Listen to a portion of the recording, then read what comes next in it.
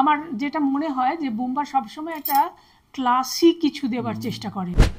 আদ্রিত তো আগে অনেক ভালো সিরিয়াল দিয়েছে, মিঠাই করেছে ঠিক এর আগেই, খুব পপুলারিটি ওর, অনেক ফ্যান ফলোয়ার আছে, কৃতিত্ব প্রমাণ করে দিয়েছেন। তাদের সঙ্গে সমান তালে পারিজাত পাল্লা দিয়ে অভিনয় করে যাচ্ছে। আমি বলবো যে মানে আগামী দিনে হয়তো খুব একটা ভালো জায়গায় ও দাঁড়াক, বা আমি চাই সেটা, বা আমার আশা যে ও দাঁড়াবে সেরকম। হ্যাঁ, সেই প্যারালাল লাইনের একটা লাইন যদি না থাকে তাহলে ট্রেনটা যেরকমভাবে চলবে, আমার একটু সেরকম মনে হচ্ছে, না বলবো না।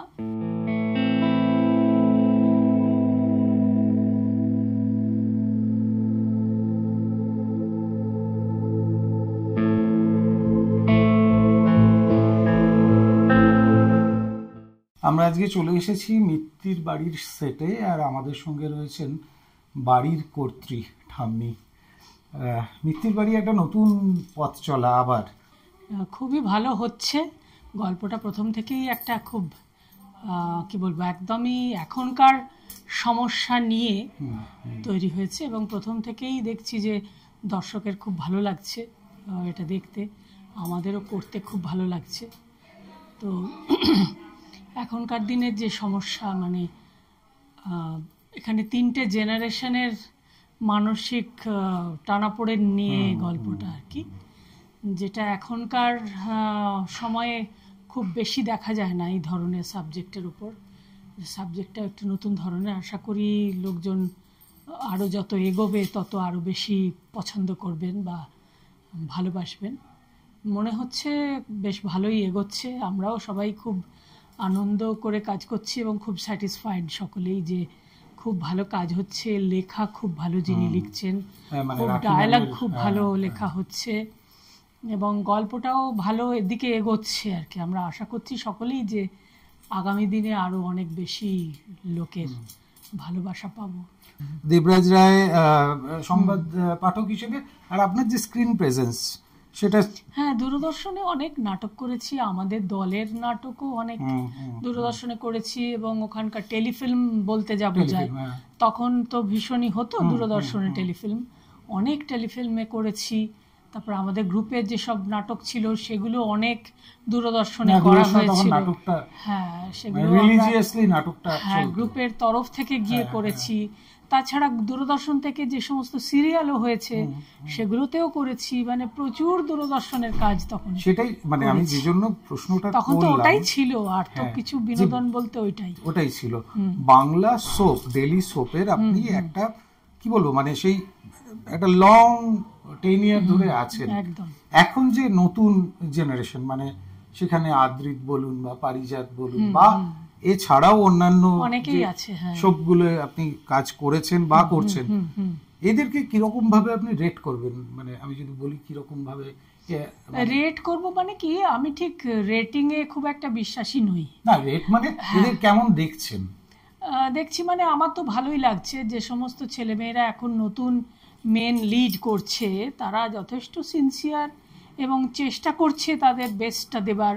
আদ্রিত তো আগে অনেক ভালো সিরিয়াল দিয়েছে, মিঠাই করেছে ঠিক এর আগেই, খুব পপুলারিটি ওর, অনেক ফ্যান ফলোয়ার আছে, এবং খুবই ভালো ভদ্র ছেলে, ভালো অভিনেতা, খুব সিনসিয়ারলি কাজ করে, এবং মানে বিনা প্রতিবাদে ওকে যা বলা হয় ও সব সময় সবটা করে, এবং মানে একেবারে করবার জন্যে মুখিয়ে থাকা বলে না, ও মুখিয়ে থাকে। আমাদের হিরোইন যে পারিজাত, সেও তাই, একদম নতুন, মেগা সিরিয়ালে প্রথম এসছে, খুবই ভালো কাজ করছে, এবং নতুনদের তুলনায় বলবো যে এখানে আরও যারা আছে তাদের সঙ্গে সমানে পাল্লা দিয়ে ও অভিনয় করে যাচ্ছে, এবং আদ্রিতের সঙ্গেও পাল্লা দিয়ে করে যাচ্ছে। প্রত্যেকেই আমাদের আরও যারা সব অভিনেতা অভিনেত্রী আছেন, অনেকেই আছেন ভালো ভালো ভালো, যেমন শঙ্কর আছে, সোনালী, অম্লান আছে, অনেকে আছে ভালো ভালো, মানে যথেষ্ট তারা ভালো, হ্যাঁ নিজেদের কৃতিত্ব প্রমাণ করে দিয়েছেন। তাদের সঙ্গে সমান তালে পারিজাত পাল্লা দিয়ে অভিনয় করে যাচ্ছে। আমি বলবো যে মানে আগামী দিনে হয়তো খুব একটা ভালো জায়গায় ও দাঁড়াক, বা আমি চাই সেটা, বা আমার আশা যে ও দাঁড়াবে সেরকম নিশ্চয়ই। আর মানে আপনার আজকের শুট বোধহয় শেষ, আমি আর বেশি দূর দীর্ঘায়িত করব না, একজনের কথা জিজ্ঞেস করব যে যিনি মানে ক্যাপ্টেন অফ দ্য শিপ যদি বলি, সুজিত বাবু এবং মানে প্রসেনজিৎ চট্টোপাধ্যায় যার প্রোডাকশন। আচ্ছা আচ্ছা, হ্যাঁ হ্যাঁ, প্রসেনজিৎ তো আমাদের কি বলবো, আমার ছোট ভাইয়ের মতো, ছেলের মতো, যাই বলি ওকে, মানে কিসের সঙ্গে তুলনা করব বলতে পারি না।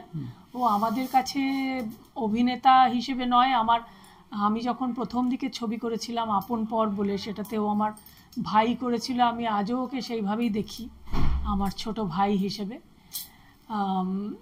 খুবই ভালো কাজ করছে। এবং এখন এই যে সব হাউসটা করেছে আইডিয়াস, ওর সঙ্গে আগেও কাজ করেছি আমি, গানের ওপারে বলে একটা সিরিয়াল ও করেছিল, ঋতু পর্ণ ঘোষ, সবাই জানেন ওটা, খুব খুব হ্যাঁ হ্যাঁ। আমার যেটা মনে হয় যে বুম্বা সবসময় একটা ক্লাসিক কিছু দেওয়ার চেষ্টা করে, মানে একটু অন্যদের থেকে আলাদা, একটু কিছু বক্তব্য থাকবে বা একটু অন্যরকম কিছু হবে, এইটা করার একটা ভীষণর মধ্যে চেষ্টা আছে আমি দেখেছি। এটাও ঠিক তাই, গানের ওপারেও দেখেছিলাম, মানে গানের ওপারের সঙ্গে অবশ্য হয় না, কিন্তু সেটা একটা অন্য লেভেলের। এখানে যেটা আমার ভালো লাগছে মানে যে এই যে সিনিয়র সিটিজেনদের তো কিছু ক্রাইসিস থাকে যেগুলো আননোটিসড থাকে। নিশ্চয়ই, হ্যাঁ, মানে আমি সেদিনই একটা কাজ করতে গিয়ে দেখলাম যে মানে খুঁজে পেলাম যে আমাদের কলকাতার যারা আছেন প্রবীণ নাগরিক, তাদের ঘুমের স্বাস্থ্যটা খুব খারাপ। তারা নানান রকম অ্যাংজাইটি হোক, নানান রকম কারণে ঘুমোতে পারে না। তারা যেন গোটা জীবনটা পার করার পর কোথাও সংসারের কাছে অবহেলিত হয়ে থাকে। এই সোপটাতে তারা হচ্ছেন মানে কোথাও একটা পিভটাল রোল, তারা কেন্দ্রবিন্দুতে, তাদের রিপ্রেজেন্ট করা হচ্ছে গোছের। হ্যাঁ, মানে সাংসারিক নানান রকম সমস্যা, এবং তারা সারা জীবনটাই দিয়ে দিয়েছেন সংসারে, এইবার শেষ বয়সে এসে দেখছেন সংসারে তারা যেন একটু অবহেলিত, একটু কি বলবো, একপেশে হয়ে গেছেন, যেন অতটা কদর তাদের নেই, বা ছেলে মেয়েরাও সবাই যে যার জায়গায় এস্টাবলিশ হয়ে গেছে, তারা তাদের মতো ভাবে বাঁচছে, তারা এই পুরনো সংস্কার, পুরনো জীবনটাকে তারা আর ফিরে পেতে চায় না, তারা ওইটাতে অভ্যস্ত হয়ে গেছে। সেইগুলো বাবা মা দাদু ঠাকুমা যাই হোক ভীষণভাবে মিস করছে, তাদের চাইছে ফেরত, তারা ফেরত আসতে চাইছে না। এই ক্রাইসিসটা নিয়েই তো এই গল্পটা, কাজেই আমার মনে হয় যে এখনকার দিনের সঙ্গে এটা ভীষণভাবে রিলেট করা যায়, এটা কোথাও অ্যাড্রেস করার দরকার ছিল। নিশ্চয়ই দরকার ছিল, অবশ্যই। আর এরকম মেসেজ দর্শকদের মাঝখানে পৌঁছে দেওয়াটা আমাদের দায়িত্ব, আমাদের ফুল টিমের দায়িত্ব। প্রোডাকশন মানে কি বলবো, প্রোডাকশন হাউস থেকে শুরু করে আমরা প্রত্যেকজন অভিনেতা অভিনেত্রী প্রত্যেকদের একটা দায়িত্ব বর্তায় যে এই মেসেজটাকে ঠিকঠাকভাবে দর্শকদের কাছে পৌঁছে দেওয়া। যে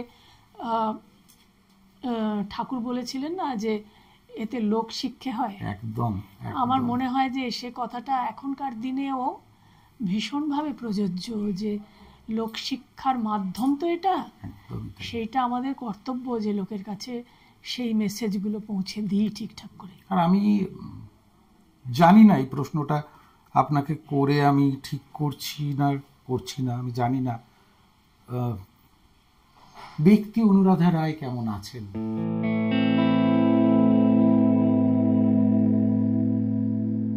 দীর্ঘদিনের বন্ধু বিয়োগ হয়েছে, জানি না আপনি চাইলে এই প্রশ্নটার উত্তর নাও দিতে পারেন।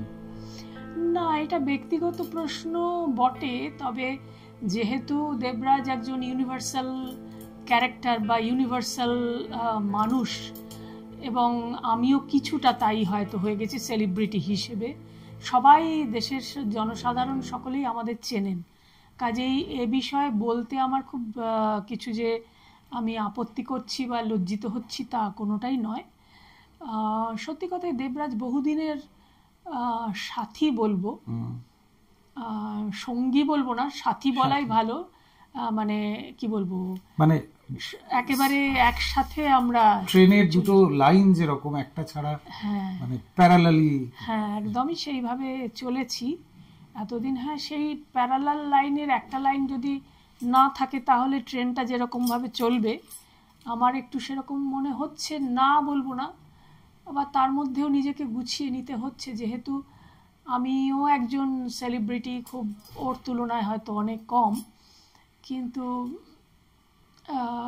আমাকে চলতে হচ্ছে আমার মতো করে, আমার পথে তো চলতে হচ্ছে, যে পথ ওরাই দেখিয়ে দিয়ে গেছে সেই পথেই চলছি। সেইটুকু আমার সান্ত্বনা যে ওদের দেখানো পথেই আমি চলছি।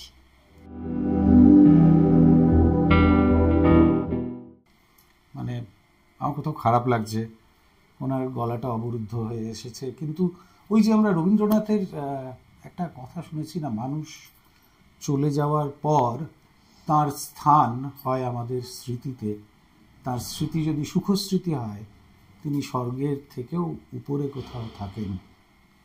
আমাদের এই এতটা সময় দেওয়ার জন্য ম্যাডাম আপনাকে অনেক ধন্যবাদ।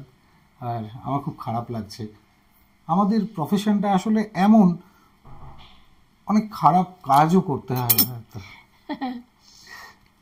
জানি, আমি জানি, ওটা নিয়ে আপনি একদমই দ্বিধাগ্রস্ত হবেন না বা কুণ্ঠিত হবেন না। আমি জানি, আমিও তো এর মধ্যেই আছি, আমি বুঝি সেটা, আমি কিছু মনে করছি না। আর এটা তো একটা সত্যি কথা, এটাতে তো এটা নিয়ে চিরন্তন, এটা নিয়ে তো আর বলার কিছু নেই। আর একটা মানুষ, দুজনে একসাথে চলেছি, একজন মানুষ চলে গেলে আরেকজন তো সেই ভয়টা হবেই, সেটা তো পূরণ করার উপায় কিছু নেই, আর এটা তো উপায় নেই। এভাবেই চলছি, দেখছি, ওদের দেখানো পথেই চলছি, দেখছি কতদিন চলতে পারি। অবশ্যই আমাদের মানে ইন্সপিরেশন কোথাও এই মানুষটাকে, এই মানুষটার অভিনয় যখন কোনো সিরিয়ালে আপনি দেখেন, যে খলনা মানে কুটিল জটিল চরিত্রে তিনি সেটাকেও এমনভাবে ফুটিয়ে তোলেন। আমারই হয়েছে কিছুদিন আগে একটি সিরিয়ালে উনি কাজ করছিলেন, সেটা চিনি, আমার দেখে মানে প্রত্যেক দিন মনে হয়েছে যে এই মানুষটা কিভাবে, এইটাই হচ্ছে অভিনেতার বোধহয়, এইটাই অভিনেতার কাজ, তার স্পর্ধা প্রতিস্পর্ধা যাই বলুন। আজকে ওয়ান্ডারওয়ার্ল্ড বাংলাকে আপনি যে এতটা সময় দিলেন, আমরা কৃতজ্ঞ রইলাম আপনার কাছে।